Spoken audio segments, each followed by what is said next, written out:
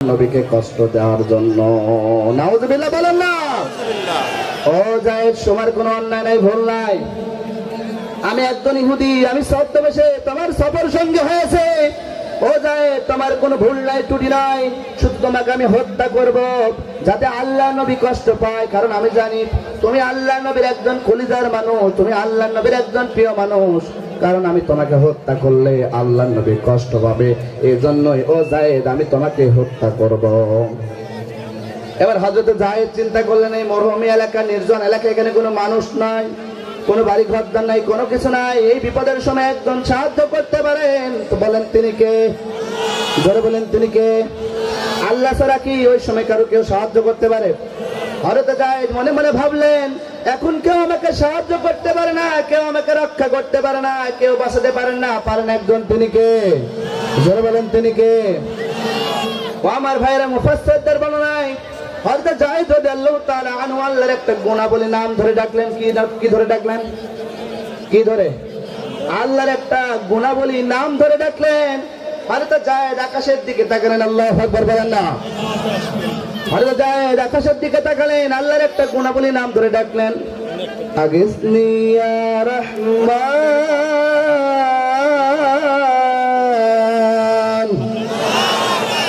আগিসনি ইয়া রহমান, আগিসনি ইয়া রহমান, আগিসনি ইয়া রহমান, ও রহমান, ও রহমান বলে যখন ডাকলেন। আমার ভাইরা, ওই মুনাফিকটা যখন হযরত যায়েদকে যখন আঘাত করতে যাবে, দরবারে যারা যখন আঘাত করতে যাবে, এমন সময় গায়েবে একটা সাউন্ড আসলো, এই মুনাফিক খবরদার তুই মারিস না। আল্লাহু আকবার বলেন না। এই মুনাফিক খবরদার মারবি না। এবার মুনাফিক ভয় পেয়ে গেল, এখানে গায়েবে সাউন্ড কোথা থেকে আসলো? এখানে কোনো মানুষ নাই, জন নাই, কোনো কিছু নাই, গায়েবী সাউন্ড কোথা থেকে আসলো? এবার মুনাফিক পাহাড়ের গুহা থেকে বের হলেন। পাহাড়ের গুহা থেকে বের হওয়ার পর তিনি বাইরে গেলেন। বাইরে যাওয়ার পরে দেখতেছেন কোনো মানুষ নয়, জন নাই, কোনো কিছু নাই। মনে মনে চিন্তা করলেন, শুধু দূর কোনো কিছু সাউন্ড তিনি শুনতে পারেন না, এমন মনে মনে ভাবলেন। ভাবার পরে মনে মনে চিন্তা করলেন, কোনো কিছু নাই, যাই, ভয় পাওয়ার দরকার নাই। আবার তিনি পাহাড়ের গুহার মধ্যে ঢুকে পড়লেন।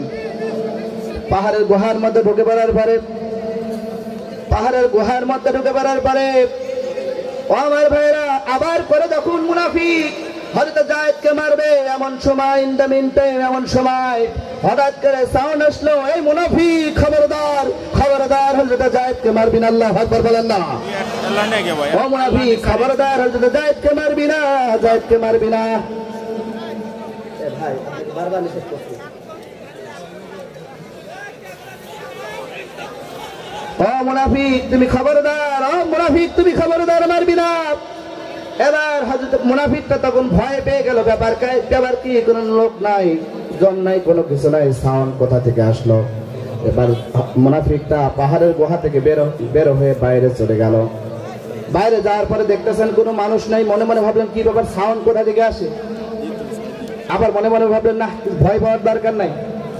আবার তিনি তৃতীয়বার পাহাড়ের গুহার মধ্যে ঢুকে পড়লেন। যখন তিনি তরবারি নিয়ে যখন হযরত যায়েদকে তিনি মারবেন, ইন দ্য মিন টাইম, এমন সময় হঠাৎ করে সাউন্ড আসলো, এই মুনাফিক খবরদার, খবরদার, আল্লাহর গোলাম, আল্লাহ নবীর সাহাবা যায়েদকে মারবেন। আল্লাহু আকবার বলেন না।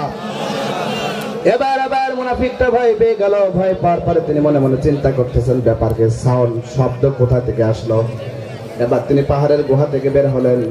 পাহাড়ের গুহা থেকে বের হওয়ার পরে দেখতেছেন বিশাল একটা যুবক। আল্লাহু আকবার বলেন না। বিশাল একটা যুবক দেখতে পেলেন। যুবকের মাথায় বিশাল বড় মুকুট, আর যুবকের সুঠাম দেহ, যুবকের হাতে তরবারি, যুবকের হাতে তরবারি। এই যুবকটা এবার মুনাফিককে তরবারি দিয়ে একেবারে খণ্ড বিখণ্ড করে ফেললেন। যুবকটা মুনাফিককে হত্যা করে এবার যুবকটা পাহাড়ের গুহার মধ্যে প্রবেশ করলেন।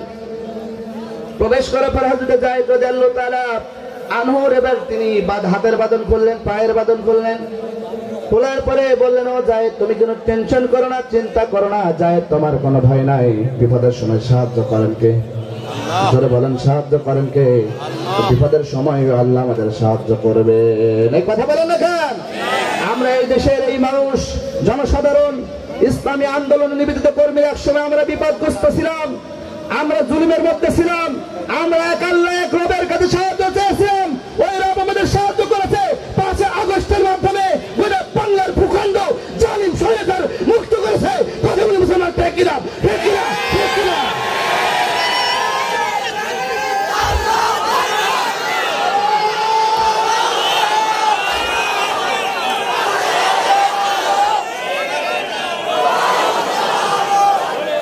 সম্মানিত ভাইয়েরা, ওই জালিম কি এখন আছে নাকি?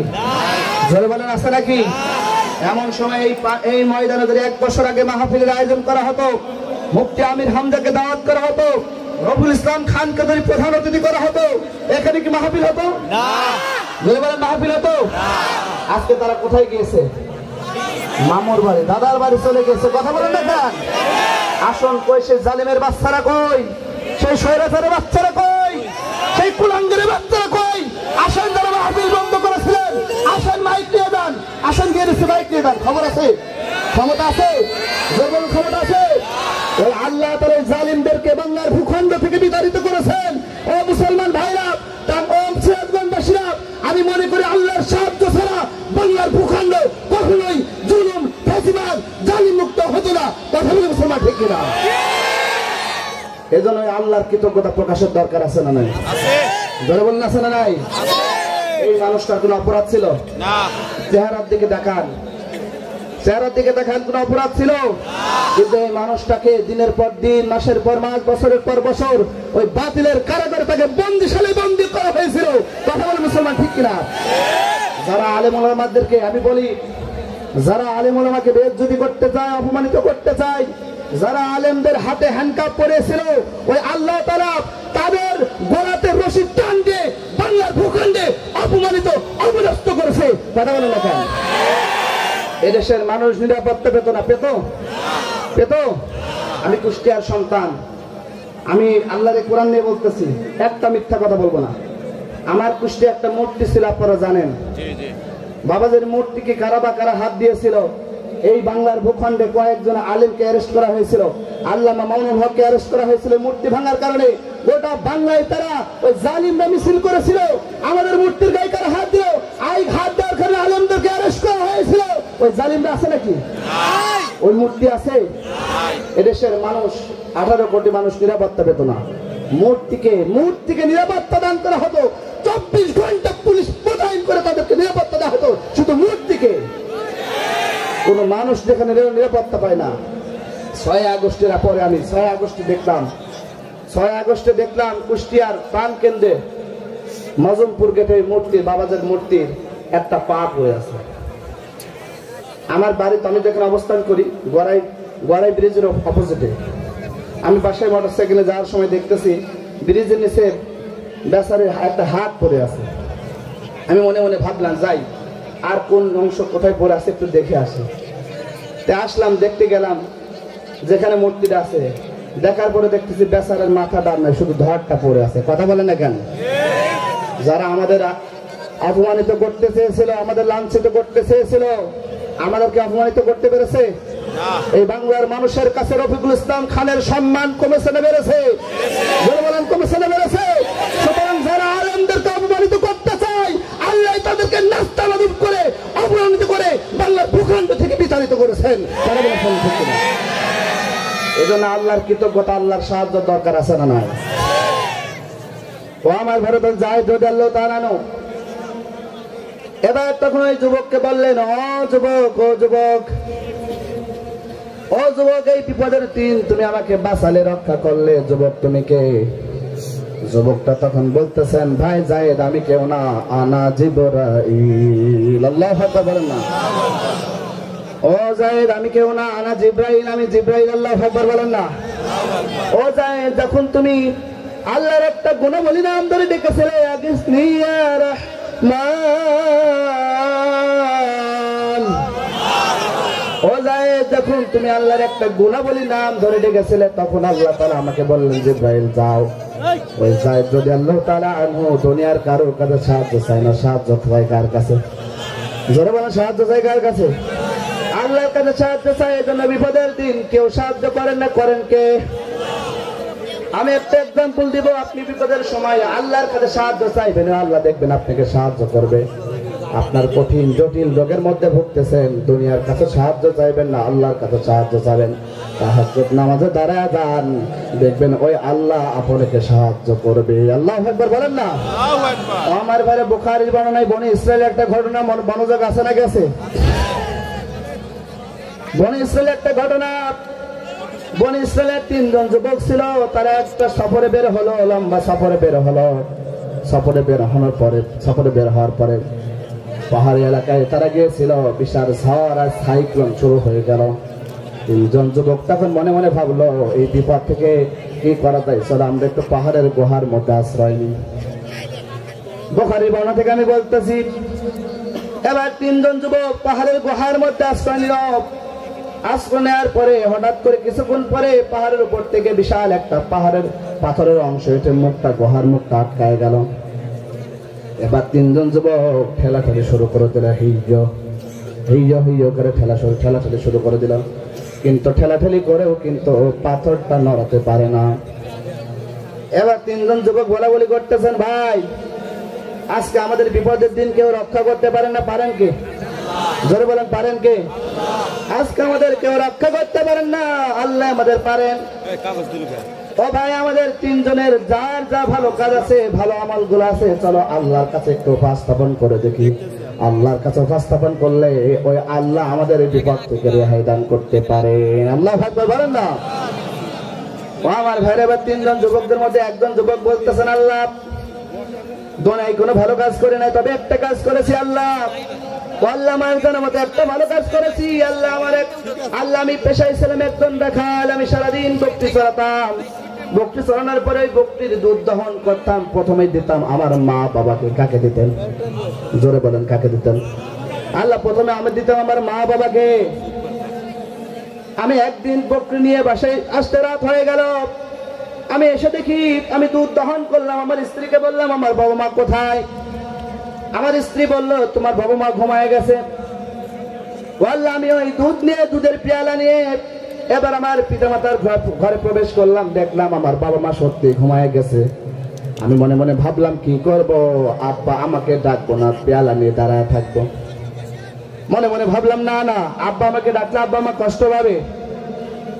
তখন কি করব চিন্তা করলাম, এই দুধের পেয়ালা নিয়ে আমি আব্বা আম্মার শিয়রের পাশে দাঁড়ায় থাকবো। সুবহে সাদিকের পরে যখন আবার আব্বা আম্মা ঘুম থেকে উঠলো, ওঠার পরে দেখলেন আমি তাদের মাথার শিয়রের পাশে আমি তাদের ওই দুধের পেয়ালা নিয়ে দাঁড়িয়ে আছি। আমার আব্বা আম্মাকে দিলাম, তারপর আমার সন্তানদেরকে দিলাম। যুবকটা বলতেছেন, আল্লাহ আল্লাহ আমি ইচ্ছা করলে আমার ছোট্ট ছোট্ট সন্তান কান্নাকারি করতেছিল, আল্লাহ আমি ইচ্ছা করলে আমার সন্তানদের দিতে পারতাম, আল্লাহ আমি দেইনি। সুতরাং আল্লাহ আমি আব্বা আম্মাকে দিয়েছি। আল্লাহ ওই মুহূর্তটা যদি তুমি পছন্দ করে থাকো, আল্লাহ কঠিন বিপদের দিন, আল্লাহ কঠিন মুহূর্ত তুমি আমাকে রক্ষা করো আল্লাহ। ফাজারাত সঙ্গে সঙ্গে পাথরের যে পাথরটা ছিল 3 অংশের 1 অংশ সরে গেল। আল্লাহু আকবার বলেন না। এই 3 জন যুবকের মধ্যে একজন যুবক আল্লাহর কাছে দোয়া করলেন। থাকলো কয়জন? জোরে বলেন, কয়জন? এবার 2 জন থাকলেন।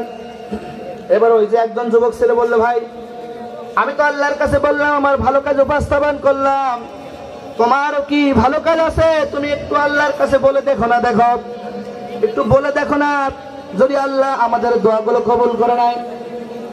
ওই 2 জন যুবকের মধ্যে একজন যুবক বলতেছে, আল্লাহ দুনিয়ায় কোনো ভালো কাজ করে নাই, আল্লাহ তবে একটা ভালো কাজ করেছে। আল্লাহ আকবার বলেন না। কয়টা ভালো কাজ করেছে? হাত তুলে দেখেন কয়টা? সবাই হাত তুলে দেখেন কয়টা? যুবকটা বলতেছেন, আল্লাহ তবে একটা ভালো কাজ করেছি গো আল্লাহ। আমার এক চাচাতো বোন ছিল, খুব সুন্দরী রূপবতী যুবতী, আমার চাচাতো বোন। আমি তার সৌন্দর্যে আমি আসক্ত ছিলাম, পাগল ছিলাম। আমি একদিন আমার চাচাতো বোনকে আমি ডাকলাম, অফার করলাম, আমার চাচাতো বোন আমি তোমাকে একান্ত কাছে পেতে চাই, একান্ত মুহূর্ত আমরা কাটাতে চাই। আমার চাচাতো বোন বলল, আমার চাচাতো ভাই, না না না, যদি তুমি আমাকে একান্ত ভাবে পেতে চাও তাহলে তোমাকে কিন্তু অনেক স্বর্ণ মুদ্রা দেওয়া লাগবে, অনেক পুরস্কার করা লাগবে, আমাকে পুরস্কৃত করা লাগবে, টাকা পয়সা দেওয়া লাগবে। সুতরাং টাকা পয়সা দেওয়া লাগবে, যদি তুমি দিতে পারো আমাকে একান্ত মুহূর্তে পাবা। আমি দীর্ঘ 1 বছর ধরে টাকা পয়সা জমালাম। 1 বছর পরে টাকা পয়সা জমানোর পরে 1 বছর পরে আমি ওই টাকার টুকরা নিয়ে আমার চাচাতো বোনের কাছে গেলাম। যার পরে বলতেছে, ও আমার চাচাতো বোন, ওই যে তুমি 1 বছর আগে আমাকে বলেছিলে যদি তুমি টাকা পয়সা দিতে চাও পারো তাহলে আমাকে একান্ত সময় তুমি পাবা, এই নাও টাকা পয়সা, এই নাও টাকা পয়সা, তুমি আমার সেই শর্ত মোতাবেক কাজ করতে পারো। এবার যুবকটা বলতেছেন, আল্লাহ আমার চাচাতো বোন আমার টুকরাটা দিলে টাকার, আমার কথায় রাজি হয়ে গেলাম। আমরা একটা নির্জন এলাকায় চলে গেলাম, একটা কুটির ঘরের মধ্যে চলে গেলাম। আমরা উভয় উলঙ্গ হয়ে গেলাম। আমরা খারাপ কাজ করবো, অবৈধ কাজ করবো। ইন দ্য মিন টাইম আমার চাচাতো বোন বললো, আমার চাচাতো ভাই ইত্তাকুল্লাহ, আল্লাহু আকবার বলেন না, আল্লাহু আকবার। ও আমার ভাই ইত্তাকুল্লাহ, ওই আল্লাহর ভয় কর, খবরদার খবরদার আমার সতীত্ব নষ্ট করিস না, আল্লাহু আকবার বলেন না। ও আল্লাহ যখন তোমার ভয়ের কথা বললো, তোমার কথা বললো, সঙ্গে সঙ্গে আমি লাভ দিই, খারাপ কাজ ছেড়ে আমি সঙ্গে সঙ্গে দৌড় দিয়ে চলে গেলাম। আল্লাহ ওই দিনটা ওই মুহূর্তটা যদি তুমি পছন্দ করে থাকো, আল্লাহ কঠিন দিন, বিপদের দিন, আল্লাহ তুমি আমাদের রক্ষা করো। এই কথা যুবক যখন বললো, বলার সঙ্গে সঙ্গে ফাজারার সঙ্গে সঙ্গে পাহাড়ের ওই যে পাথরের দ্বিতীয় অংশ সরে গেল। আল্লাহু আকবার বলেন না। আর যুবক থাকলো কয়জন? জোরে বলেন কয়জন? এবারে একজন যুবক বলতেছে, আল্লাহ দুনিয়ায় কোনো ভালো কাজ করি না, তবে একটা কাজ করেছে। কয়টা? ও আল্লাহ একটা ভালো কাজ করেছি আল্লাহ। আমি সাময়িক সময়ের জন্য আমি মালিক ছিলাম, আমার কিছু শ্রমিক ছিল, কর্মচারী ছিল। একদিন আমার কর্মচারী আমার কাছ থেকে একদিন করে পারিশ্রমিক না নিয়ে তিনি চলে গেল। আমি একদিন করে পারিশ্রমিক নিয়ে কি করবো চিন্তা করলাম। কয়েকদিন পরে আমি ওয়েট করে অপেক্ষা করি, কিন্তু কয়েক মাস চলে গেল, আমার কর্মচারী আসলো না। ওই একদিন করে পারিশ্রমিক দিয়ে আমি কিন্তু একটা বকরি ক্রয় করলাম। ওই একটা বকরি থেকে বিশাল এক যুগ পরে, এক যুগ সমান 12 বছর পরে বিশাল একটা ডেইরি ফার্ম, বিশাল একটা বকরি ফার্ম করে ফেললাম। এক যুগ পরে আমার ওই শ্রমিক কর্মচারী আসলো, আসার পরে বলতেছেন, মালিক, ও মালিক, আপনার কাছে কয়দিন করে পারিশ্রমিক পেত? জোরে বলেন। ও মালিক, একদিন করে পারিশ্রমিক পেতাম কয় যুগ আগে? 12 বছর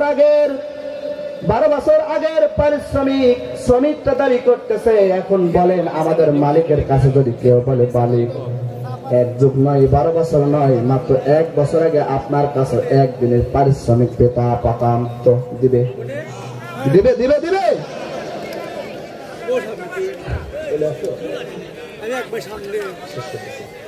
আমার ভাইরা। এবার যুবকটা বলতেছেন, আল্লাহ এক যুগ পরে ওই শ্রমিক আমারে বলল, আমি বললাম, ও ভাই, এই যে বিশাল ডেয়ারি ফার্ম তুমি নিয়ে যাও, একটা বকরি থেকে বিশাল ডেয়ারি ফার্ম হয়ে গেছে। ও আল্লাহ, আমার এই কর্মচারী, আমার শ্রমিক ওই ডেয়ারি ফার্ম নিয়ে গেলেন এবং খুশিতে আত্মহারা। আল্লাহ ওই মুহূর্তে যদি তুমি কবুল করে থাকো, পছন্দ করে থাকো, আল্লাহ কঠিন বিপদের দিন আল্লাহ তুমি আমাদেরকে রক্ষা করো। আল্লাহু আকবার বলেন না। সঙ্গে সঙ্গে পাথরের অংশটা সরে গেল, আল্লাহু আকবার বলেন।